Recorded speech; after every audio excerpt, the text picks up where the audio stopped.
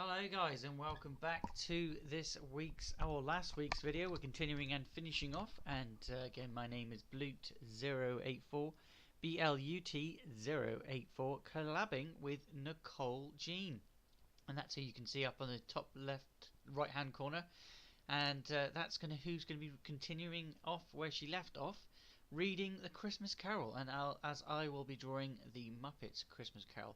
If you guys did miss any of the other videos where I freehand this draw in pencil, and then it's all we actually got we listened to a few more of the Muppets Christmas Carol songs and a bit of the film, but I couldn't listen to too much of it because of the obviously new Act 13 or whatever it's called is blocking a lot of things. It's a couple of videos that have been blocked on the video, so I do apologise that some of those you aren't able to watch them after they've been live streamed, but you can always join me live on a Monday, Tuesday and a Wednesday as I sketch out the drawings. And this week, or the week after I did this Muppet Christmas Carol, there was we've done The Nightmare Before Christmas. So if you are a fan of that story, then you can check out where the freehand sketch, and later on I will be digitizing that one as well as I am doing this.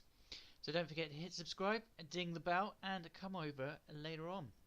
Otherwise guys, enjoy Nicole Jean. As you can see, the top corner is how you spell her name. If you want to go and find her and watch these videos for yourself in full screen, because obviously they're in the small screen there for you. Otherwise guys, enjoy, and we'll leave and we'll continue off where we left off.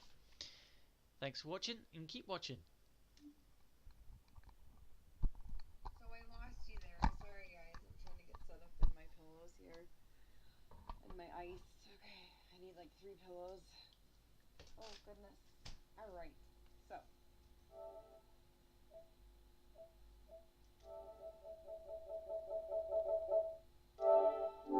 if you know me and you've been following me, you know I'm Nikki. I'm just candid, I'm just me.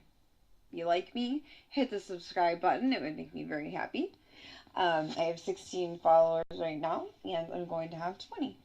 That's my goal in life, is to have 20 followers. Sorry. So, okay, so I dropped you. So that sounded like a really fun Christmas, I thought. So let's see here.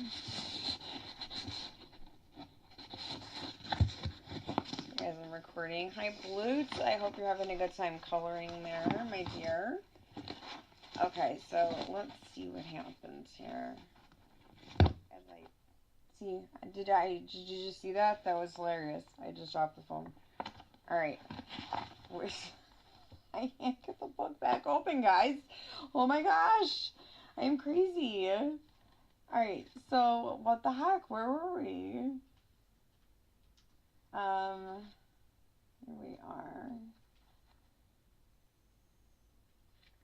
Where were we? Oh, so they had quite a feast. So that sounds like a fun Christmas. I would have fun. Here's Mr. Snowman for chapter 11. When the clock struck 11, this domestic ball broke. I'm like moving. There we go. Sorry, guys. Trying to let you see me. Domestic ball broke up. Mr. and Mrs. Fezziwig took their stations, one on either side of the door, and shaking hands with every person individually as he or she went out, wished him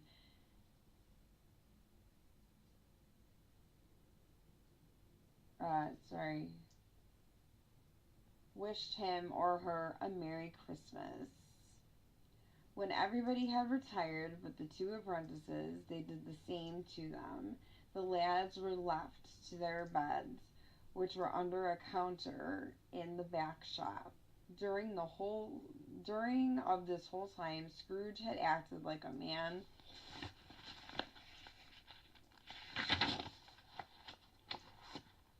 of his wits. His heart and soul went in the scene, and with his former self he remembered everything and enjoyed everything. It was not until now, when the bright faces of his former self and Dick were turned from them, that he remembered the ghost and became conscious that it was looking bleh, conscious that it was looking full upon him, while the light opened his head burned very clear. Oh, while the light opened upon his head, its head burnt very clear. I don't know, but this is a cool picture they put on here. I have no idea what that means, but apparently he had a good moment there. The spirit signed to him to listen to the two apprentices who were pouring out their hearts in praise of the Fezziwig. The ghost said, "Really, does this man deserve so much praise as you and Dick were showering upon him? After all, he only spent a little bit of money to throw a party." "It isn't that," said Scrooge, heated by the remark, and speaking unconsciously, like his former, not latter self. "It isn't that, spirits. It has the power to render us happy or unhappy, to make our service light or burdensome. The happiness he gave was quite as great as if it cost a fortune." So he knew. Scrooge knew that it wasn't all about money. Scrooge. He felt the spirit's glance and stopped. "What is the matter?" asked the ghost. "Nothing in particular," said Scrooge. "Something, I think," the ghost insisted. "No," said Scrooge. "No, I should like to be able to say a word or two to my clerk just now, that's all." His former self turned down the lamps, and as he gave utterance to the wish, and Scrooge and the ghost again stood side by side in the open air. This is another cool picture. Put in there.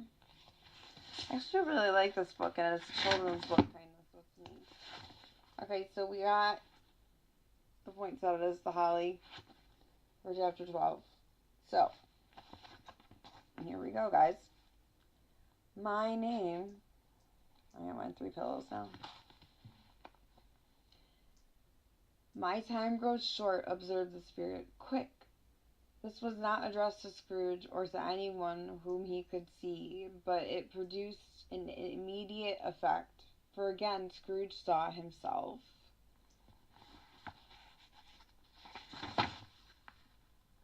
He was older now, a man in the prime of his life. His face had not the harsh and rigid lines of later years, but it had begun to wear the signs of concern.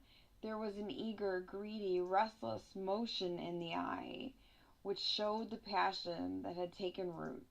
He was not alone, but sat by the side of a young girl in a morning dress. She had tears in her eyes, and of course, here's your illustration. Like your pictures, guys? I like the pictures. I think they're cool. Okay, we're going somewhere if I can get the page.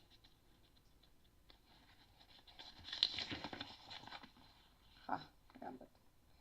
"I mean nothing to you anymore," she said, "or very little. Your greed and hunger for money and success have become more important to you than I am." "Have those words ever left my lips?" he asked. "You do not have to speak of it," she replied. "I can tell by your actions and deeds. When we were first engaged, you were poor yet content. I feel as though you were a different person then." And he was, because he was having fun and he appreciated people and not just money.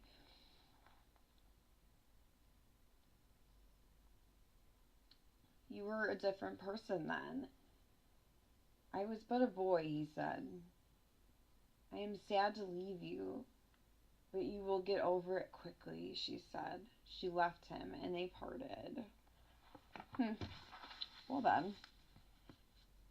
So his wife left him. That's always nice. This is a cake or something. "Spirit," said Scrooge, "show me no more. Take me home." Why do you delight in torturing me?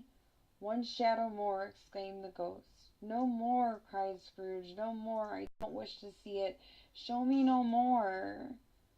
But the relentless ghost forced him to observe what happened next. They were in another place, a room, not very large or handsome, but full of comfort.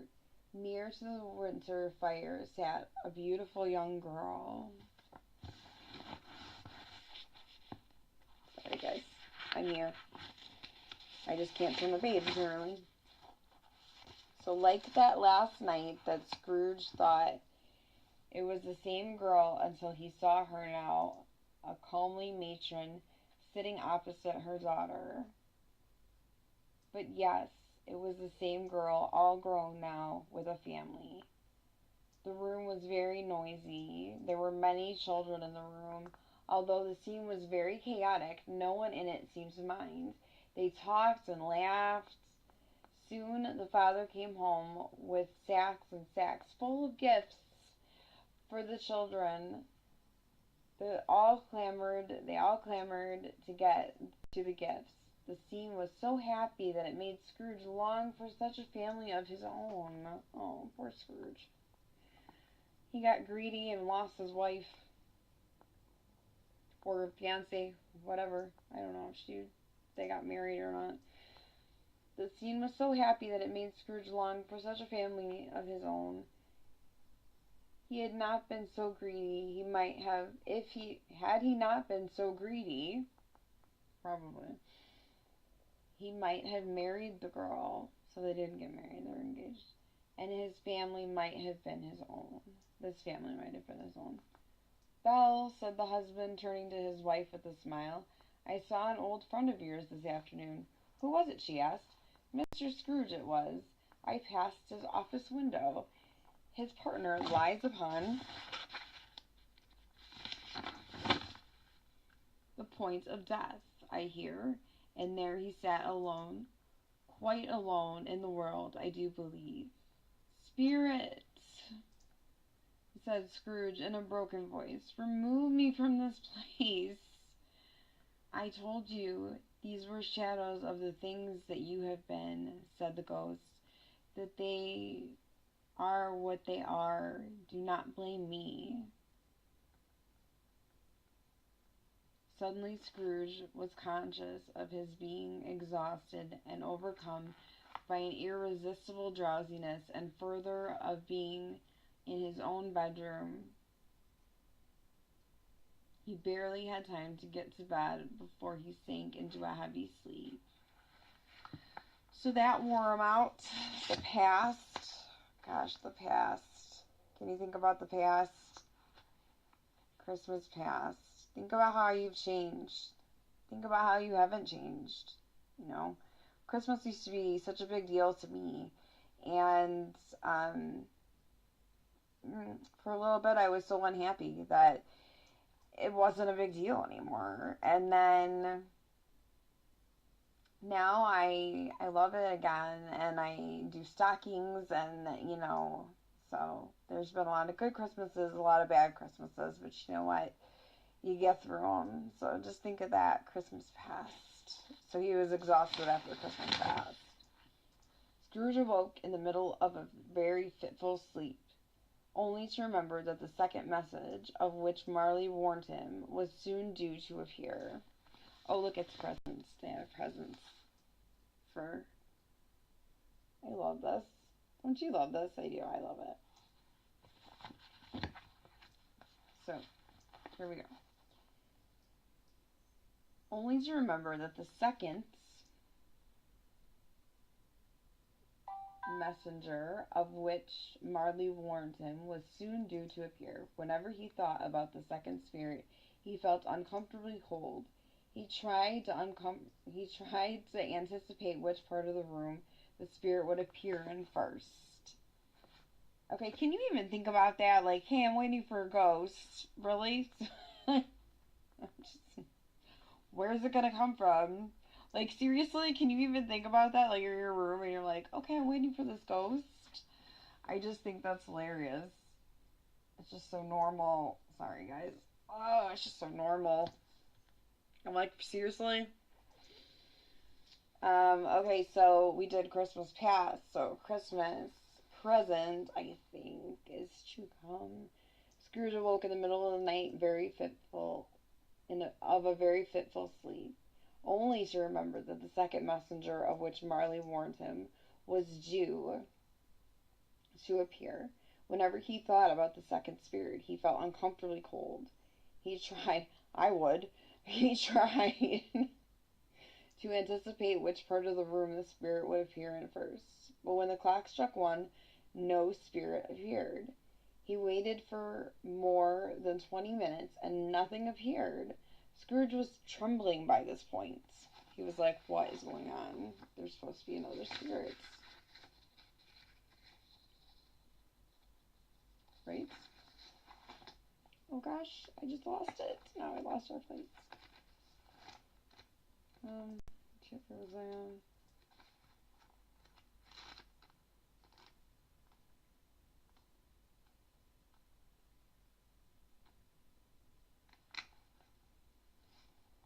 Sorry guys, it's like dead air. You're just looking at me. Looking at me being a dork. That's what I do. Being a dork. Oh, here we are. Okay. Sorry. Alright, here we are. I'm trying to sit up for y'all. Oh, hold on.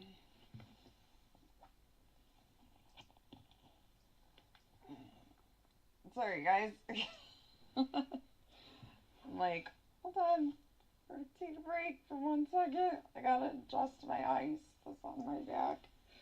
Oh, goodness. Okay. Oh, alright. Sorry, guys. That's hilarious. Alright. So Scrooge was trembling by this point. He's like, what is going on? There's supposed to be a Christmas. Another ghost. She said there were going to be 3 ghosts. Then Scrooge saw a light shining through the door. It was coming from the next room. Scrooge walked across his room to the door. The moment Scrooge's hand was on the knob, a strange voice called him by his name and bade him enter. He obeyed. It was his own room. There was no doubt about that, but it had undergone a surprising transformation. The walls and ceilings were covered with vines and plants.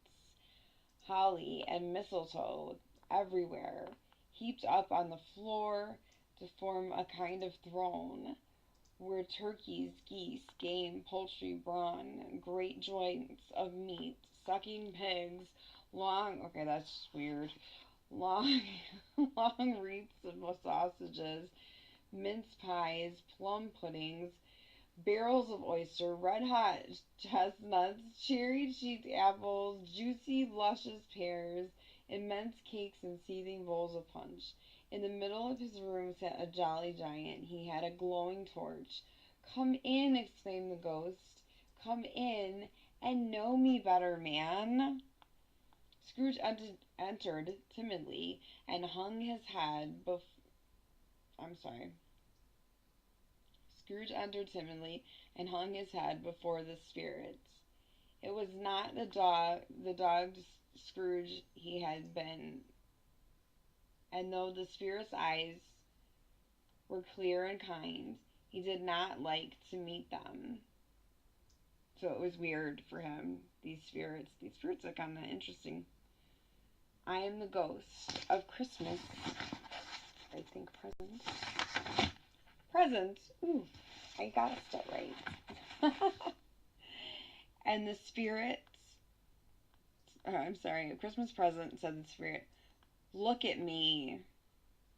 So there's something about his eyes. Scrooge reverently did so. It was clothed in a simply green robe bordered with white fur. This garment hung loosely on the figure. Its feet were bare, and on its head it wore a holly wreath, set here and there with shining icicles. In dark brown curls were long and free. Its face was friendly. You never seen the like of me before, exclaimed the spirits. Never, Scrooge replied. The ghost of spirit present rose. Spirit, said Scrooge submissively, lead me where you will. I went forth last night on compulsion, and I had learned a lesson. Tonight, if you have something to teach me, let me profit by it. Touch my robe. Scrooge did as he was told, and he held it tight. Goodness gracious. Oh, we got mittens. Mittens for chapter 15. Suddenly, the entire room disappeared, and they were standing out in the city street on Christmas morning. The houses in town looked dingy and dismal, yet there was a cheerful air about the people. They greeted each other happily. The Spirit led Scrooge straight to the home of his sick clerk, Bob Cratchit. The Spirit stopped at the threshold of the home and blessed it with a sprinkling of his torch. Oh, that was nice of him. Mrs. Cratchit soon appeared.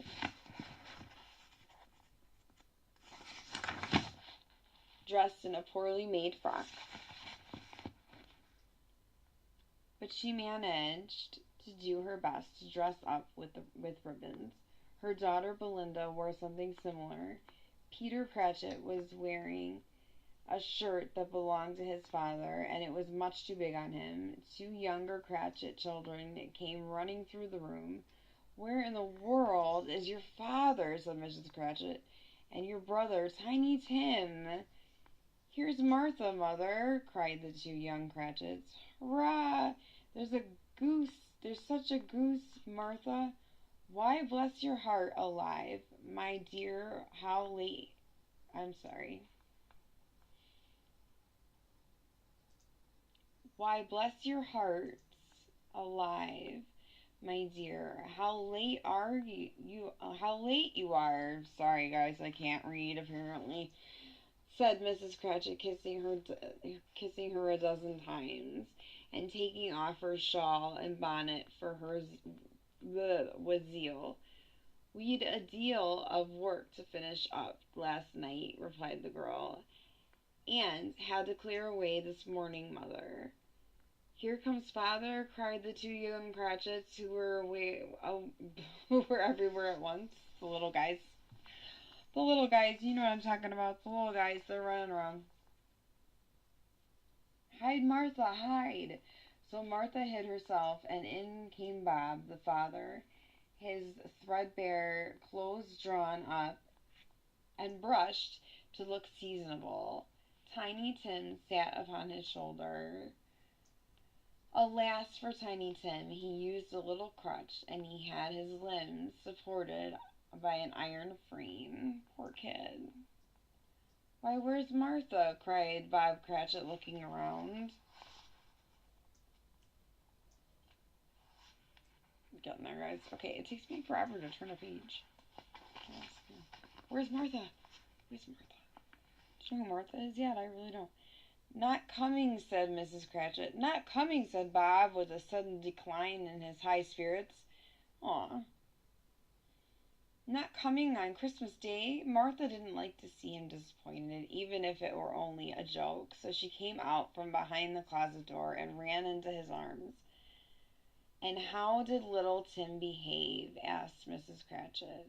As good as gold, said Bob, and better. Somehow he gets thoughtful sitting by himself so much, and thinks the strangest things you ever heard. He told me, coming home, that he hoped the people saw him in the church because he was a cripple,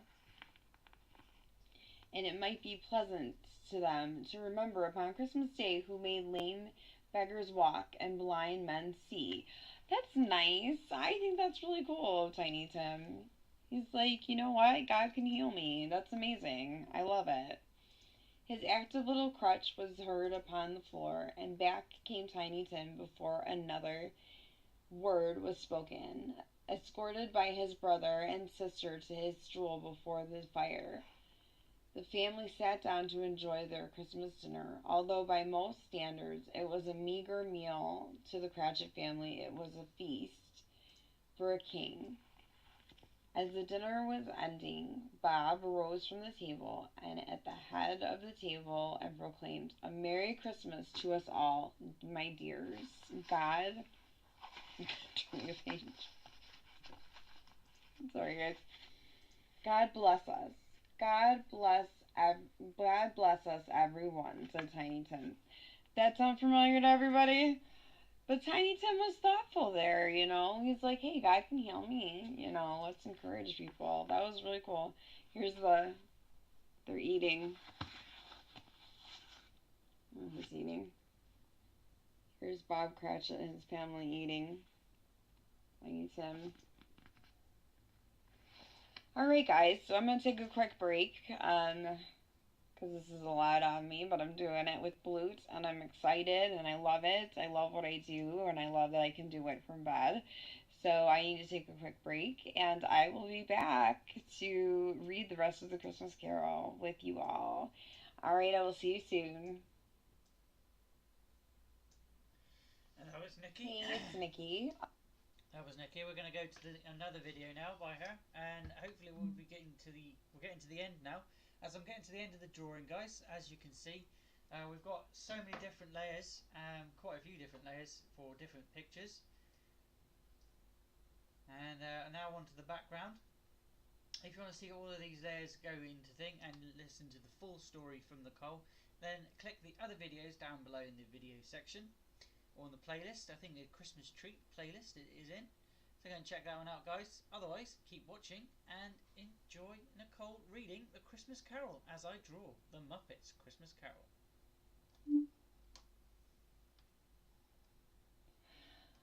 Long life to him. Better rewind that. Hi everybody, it's Nikki live and in color, and yes, I am in my bathroom. My back hurts really bad, guys. Sorry. I'm going to do a short video. I just want to say good morning to everybody and good morning to Blutes. I am Good morning. going to start where I left off. I'm going to try to do a short video, in the morning, maybe the daytime. short videos through the night, and hopefully Blute can do something with them. I've been having a rough time, guys, so sorry. But anyway, that doesn't matter. I have cute socks on. You see? They say let it snow. Aren't they cute? Hey, so with the Christmas Carol, we left off with Tiny Tim saying, "God bless everyone," said Tiny Tim. He sat very close to his father's side upon his stool. I do apologise, I think she's got her hand over the camera. Bob held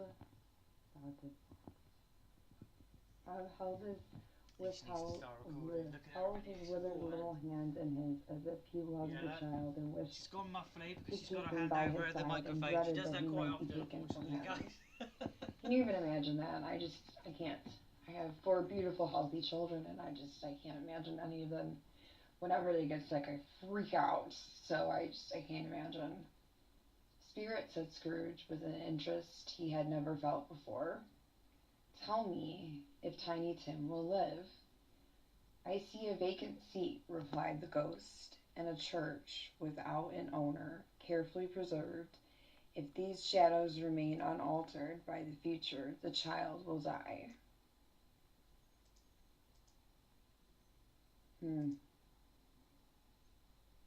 Crutch without an owner. So that's what he sees, which actually is really neat. Being an author, I always have my commentary, so I try to be interesting. But being an author, I read this and I think, wow, that's amazing writing. You know, just for the ghost to be like yes or no, you know, because of course he's not going to do that. In my books, they don't either. We're vague. We're just vague. So anyway, no, said Scrooge. "Oh no." See, Scrooge is a good guy, I think, in his heart. Sorry. "No, kind spirit, say he will be spared." Scrooge hung his head and was overcome with grief, but he raised it again quickly when he heard his name. "Mr. Scrooge," said Bob to Mr. Scrooge, "the founder of the feast." The founder of the feast indeed, cried Mrs. Cratchit, reddening. I wish I had him here. I'd give him a piece of my mind to feast upon, and I hope he'd have a good appetite for it. She's mad. My dear Bob, the children, it's Christmas Day. I know it, but Mr. Scrooge is such a selfish fellow. My dear, was Bob's mild answer, Christmas Day. Bob just wants to have a good Christmas Day, which I don't blame him. I'll toast to his health for your sake and the day's, said Mrs. Cratchit, not for his. She's not toasting to his wealth or his health. Long life to him, a Merry Christmas and a Happy New Year. He'll be very merry and very happy, I have no doubt. I think that was Mrs. Cratchit trying to be nice about Scrooge because she's mad. Here's, look at, we got an ornament, guys. I love this book. I love that it's illustrated. I don't really usually like illustrated books, but this book is very cute and I like it. Okay. So, wait, what happened? Oh. Here we go. Sorry, guys. To the children, Scrooge was the ogre of the family. I want you guys to see the book when I'm reading it. Sorry. I don't know, maybe that's more interesting. Who knows? I don't know. I'm trying to be interesting. Scrooge was the ogre of the family. The mention of his name cast a dark shadow on the party, which was not dispelled for Here's me not being able to talk again. Dispelled for 5 minutes. The Cratchit family continued to have a wonderful and merry feast, and by this time it was getting dark and snowing pretty heavily. Scrooge and the spirit went back out along the streets. So this is the spirits we left off. I know you guys left off with me. It's been a minute since I've looked at it because I've been sick this weekend, and I apologize for that, guys. I'm doing the best I can, and I love working with blues. Absolutely. So I love his drawing. I love his work. I adore him. I think he's a great person, and Nikki's amazing from what I know of him, since he's all the way in England, he's wonderful. I've had a great time working with him, so I apologize, for not. I feel like I could be doing way more than I am, and I'm just not because I'm not feeling good. Sorry, but it's not very well, guys. You have to give her a little bit of leeway. That's why the video so come out as quickly as it was. I am just looking back for a minute. For Bob roast from the table. Prayers of Merry Christmas to all. Tim not coming. Martha didn't like to see him disappointed.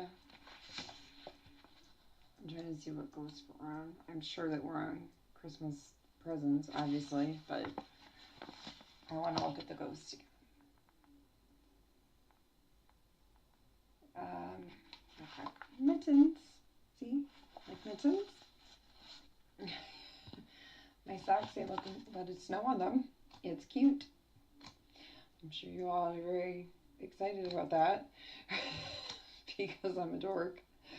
Alright, Scrooge, my time grows short, he observed. Quick, this was not addressed to Scrooge. Where were we? Present.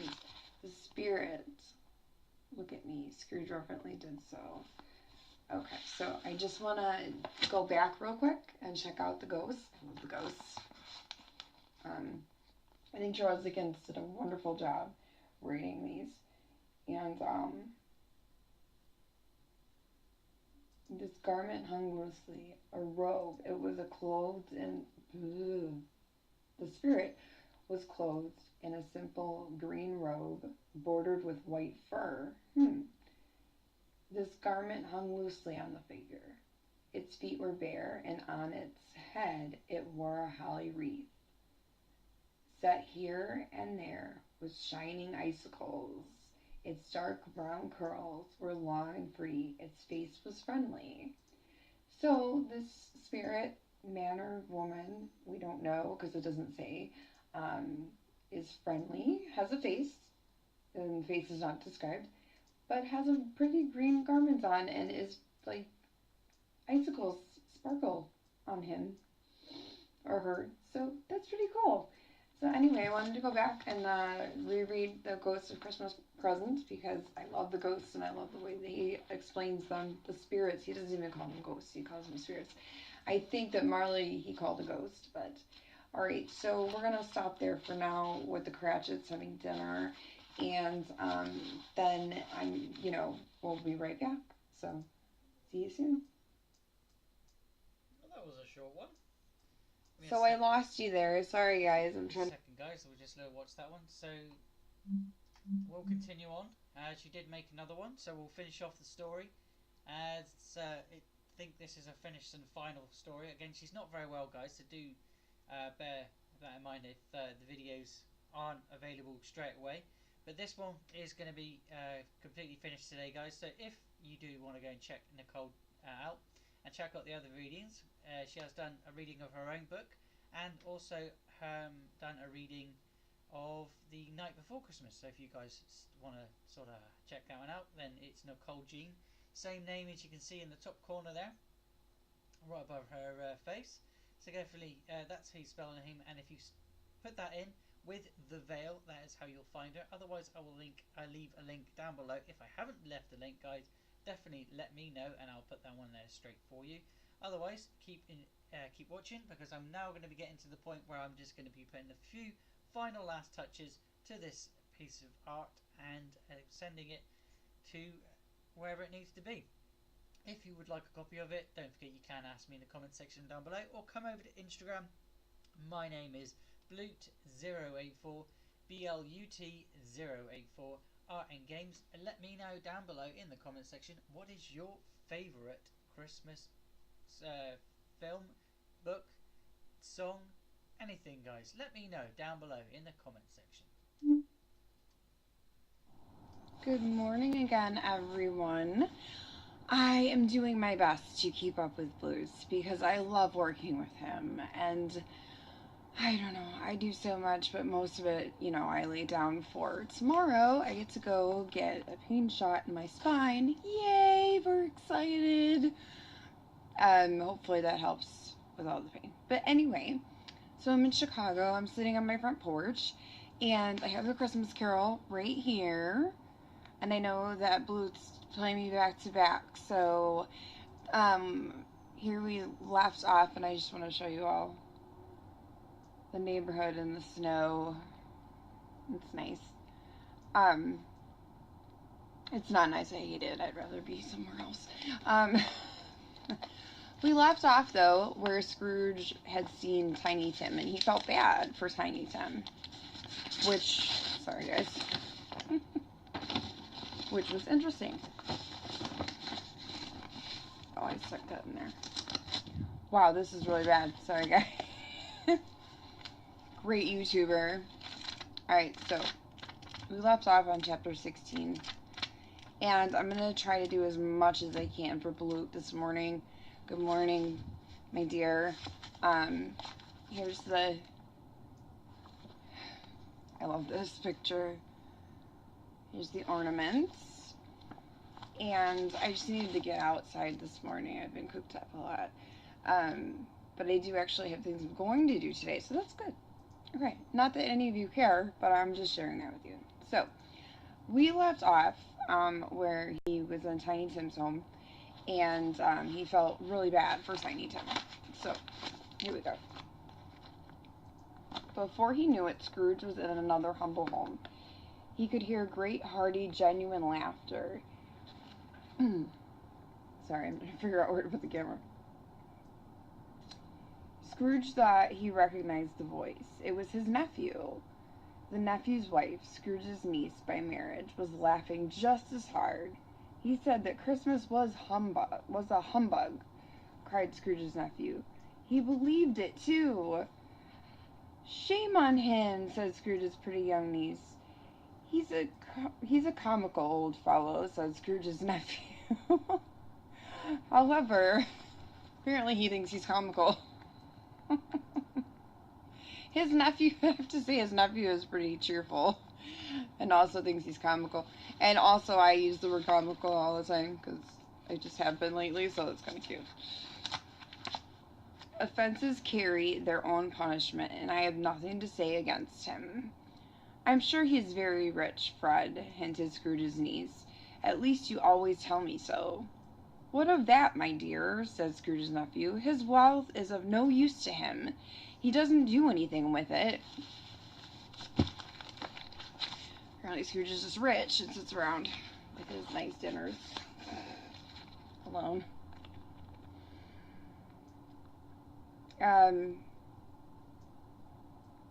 I have no patience for him, said Scrooge's niece. The women in this book, like, really have no patience for Scrooge. And honestly, if I knew Scrooge and I was, like, doing, like, if he was in my life, I'd have no patience for him either. I'd be like, what the heck, he's a jerk, you know. So it seems as though all the women in the book seem very angry with Scrooge, which like I said, I would be too. Oh, I have, said Scrooge's nephew. So she says, I have no patience for him. Oh, I have, said Scrooge's nephew. I feel sorry for him. I couldn't be angry with him if I tried. His nephew is so cute. He's so sweet. I just have to say that. Scrooge's nephew's friends were in attendance at their Christmas feast, as were the niece's sisters. It was quite a lovely Christmas celebration. My uncle, by choosing not to accept our invitation, oh, he invited him for Christmas, that's true. The nephew continued, loses out on spending time in the presence of good company, sharing some good laughs, and being a part of a wonderful holiday tradition. I will continue to invite him every year until the day he dies, even though I know that he will be angry every time I do ask. After tea, they played some music, for they were a musical family. Scrooge's niece played well upon the harp. Oh, that's nice. Did not know that. When the strain of music sounded, all the things that Ghost had shown him come flooding back into Scrooge's mind. He softened. It takes me forever to turn the page, guys. He softened more and more and thought that if he could listen to it often years ago, he might have cultivated the kindnesses this is why I write and I don't talk. The kindnesses of life for his own happiness with his own hands without resorting to the sexton's spade that buried Jacob Marley.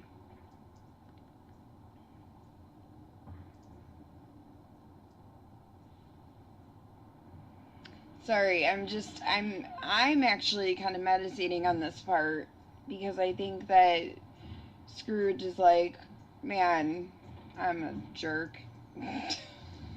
I feel bad for Scrooge. I have never felt bad for Scrooge. No one feels bad for Scrooge. And then I'm reading this and I'm like, no, I want to get an original copy of this. And I will do a thing on The Man Who Invented Christmas, which is about Charles Dickens. And I don't know if you have all seen it, but let me tell you, it's a great Christmas movie. And it's a great movie in general. Like, just, they're amazing. So, and I want to apologize to you guys. I don't have a studio yet. I'm in cramped quarters, so I can only, I'm trying to get my videos done, alone. So now I'm sitting outside and the trash man the garbage truck is here. That's super. So anyway, isn't that super? Can you hear it? I feel so bad for you guys. I'm so sorry. But I have such tight quarters and I really need my own studio. I decided. My room has been taken over by my husband lately and it's driving me crazy. I love him, but I'm like, okay, I need to do readings. Not that he wouldn't let me do them. I just feel like I feel bad, but who cares? I shouldn't feel bad. This is what I do for a living. So anyway, that was my little rant that I just went off on. Sorry, guys. So, okay, he might have cultivated the kindnesses of life for his own happiness with his own hands without resorting to the sexton's spade that buried Jacob Marley. This was a lively party indeed. Scrooge could not help but get caught up in the merriment of it all. See, so he's happy.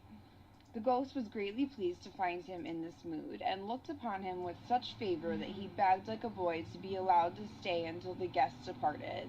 But this, the spirit said, could not be done.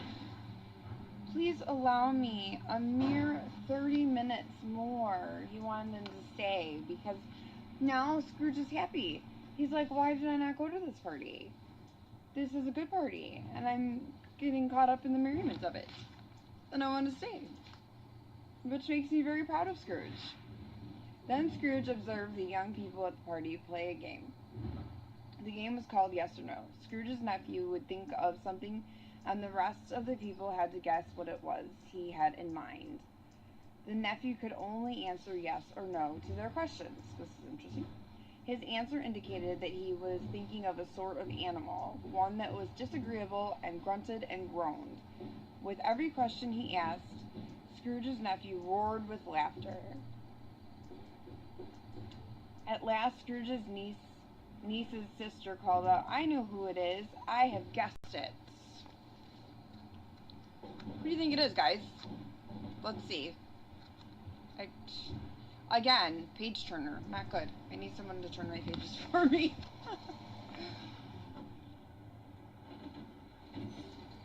What is it? Cried Fred, the nephew. It's your Uncle Scrooge, she cried. Scrooge certainly was the answer.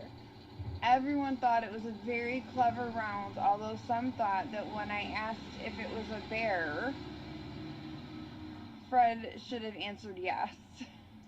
Okay. He was given us plenty of merriment, I am sure, said Fred, and it would be ungrateful not to toast his health. Here is to Uncle Scrooge. Well, Uncle Scrooge, they cried. A Merry Christmas and a Happy New Year to the old man, wherever he is, said Scrooge's nephew. He wouldn't take it from me, but may he have it nevertheless, Uncle Scrooge. That's nice and sweet. Uncle Scrooge had imperceptibly became so happy and light of heart that he could have pledged the unconscious company in return and thanked them in an inaudible speech if the ghost had given him time. But the whole scene passed off in the breath of the last word spoken by his nephew, and he and the spirit were again upon their travels. So Scrooge was happy, he was like, man, I should have gone to this party. This was nice, it's sweet. And his nephew's just really amazing, to really just love his uncle and and just take the higher ground, Here's stockings. I love this book. I like the illustrations in this book a lot. Chapter 17. So, alright, so they went back on their travels, him and the spirits of presents. I keep calling it the ghosts, but Charles Dickens doesn't call them ghosts, he calls them spirits. And I think that the only one he does call a ghost is Marley when he shows up, because Marley is a ghost. But these, they're not ghosts. It's not the ghost of Christmas past. I know we hear that a lot growing up. The ghost of Christmas future. It's the spirits of Christmas past. So he uses that word, and so every time I say ghosts, I try to correct myself because they're not ghosts, they're spirits. So in chapter 17, it says, much they saw, and far they went, and many homes they visited, but always with a happy end. The spirits stood beside sick beds, and they were cheerful. On foreign lands they were close at home by struggling men, and they were patient in their greater hope. By poverty it was rich. In every hospital and jail, in misery's every refuge, the Spirit left his blessing and taught Scrooge his precepts. It was a long night, if indeed it were only a night. Scrooge had his doubts about this, because the Christmas holidays appeared to be condensed into the space of time they passed together. It was strange, too, that while Scrooge remained unaltered in his outward appearance, The ghost grew older, clearly older. Well, that's really interesting. Okay, now they do call him a ghost here. He does. Charles Dickens calls him a ghost. The ghost grew older, clearly older. Scrooge had observed this change, but never spoke of it until they left a children's party. That's interesting. So you have the space-time continuum, which actually I believe in. It goes back to deja vu, and there's just so much to talk about there. But, you know, he's like thinking, this isn't just a night. Like, this, we've been through a lot, you know. So, after the children's party, when looking at the spirit as they stood together in an open place, he noticed that its hair was gray. Are spirits' lives so short? Asked Scrooge. Life upon this globe is very brief, replied the ghost. It ends tonight. Tonight, cried Scrooge. Tonight at midnight. Hark, the time is drawing near, replied the spirit.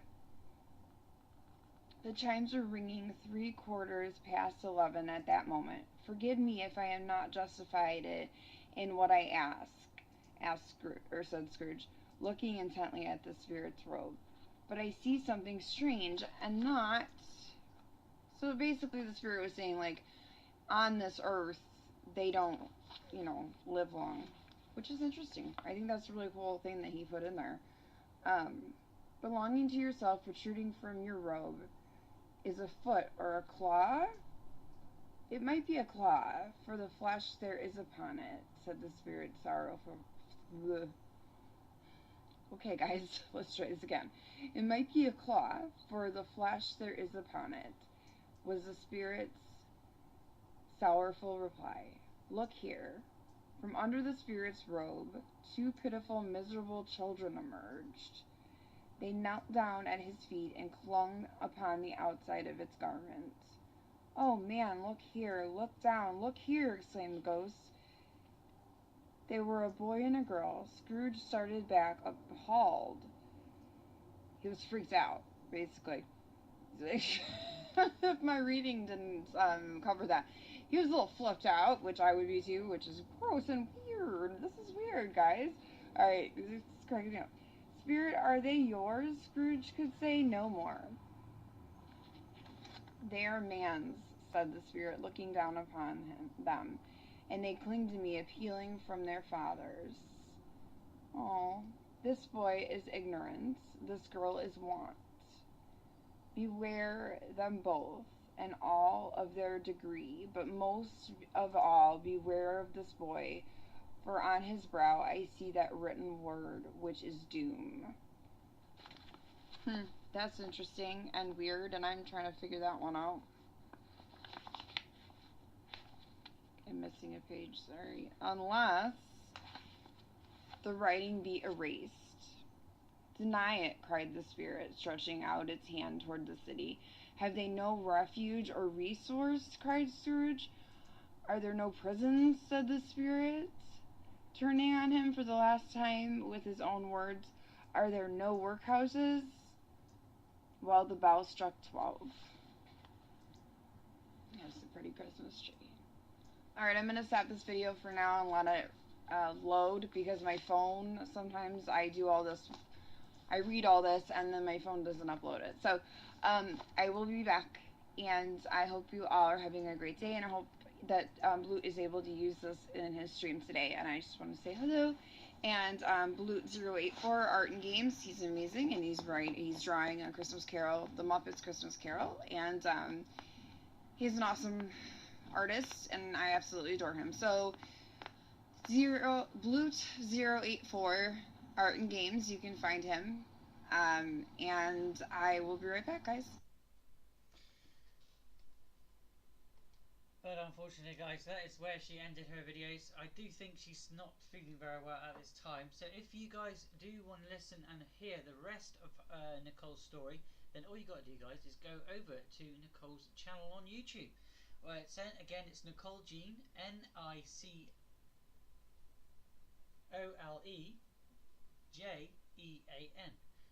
That is where you can find her. If you put that into the search engine for YouTube, all you got to do is put the veil afterwards, and that's the best way to find her, because that is her own book. So that is how you will find the rest of the story, because unfortunately I've actually finished this picture now, and hopefully you have enjoyed it. Hopefully you do like the story that's been read and the picture that's been drawn for you. Again, if you want to see this sketched out in freehand with pencil and learn how to do it that way as well, guys, then you can check out the other video down below in the playlists, or just go through my videos and see what you like. Otherwise, guys, thank you very much for watching. My name has been Blut084, BLUT084 Art and Games, and this has been The Muppets Christmas Carol, read by Nicole Jean. Otherwise, guys, thanks, and I will see you next time here on my channel. Don't forget to check out other videos and other videos throughout the Christmas period, as I still will be uploading and creating more. Thanks for watching, guys. Don't forget to hit subscribe, and I will see you again next time. Bye for now.